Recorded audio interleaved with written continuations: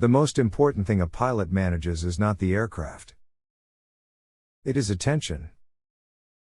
Because situational awareness, decision-making, and workload management all depend on where your attention is directed. Let us consider a common situation. You are descending into a busy terminal area.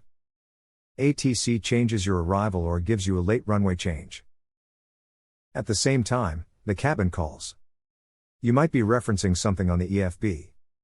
And multiple small tasks are competing for your attention. In moments like this, the biggest threat is not necessarily workload. The real threat is attention switching. In aviation, we often use the word mindfulness casually. But operationally, mindfulness simply means being cognitively present in the aircraft. You are not just physically sitting in the cockpit.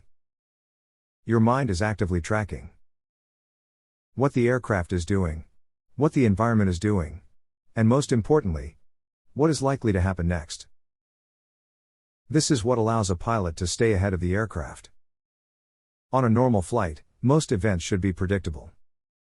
Aircraft energy state, automation behavior, ATC expectations, and the next phase of flight should all be within your mental model. Failures are the only true surprises. This state of awareness directly supports other core pilot competencies such as workload management, problem solving, decision making. Because good decisions are rarely the result of quick thinking. They are usually the result of good awareness built earlier. There is also an important concept from cognitive science that relates directly to this. It is called attention residue. The term was introduced by researcher Sophie Leroy in 2009, while studying how people switch between tasks. Her research showed that when a person moves from task A to task B, a portion of their attention often remains attached to the previous task.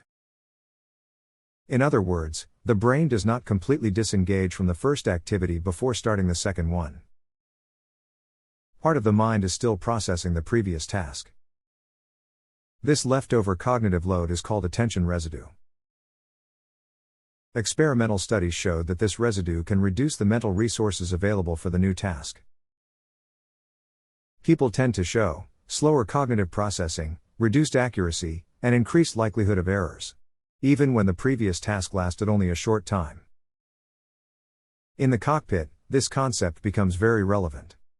If a pilot's attention is engaged in a non-operational activity, even briefly, the brain may not immediately return to full performance when a flight task suddenly requires attention.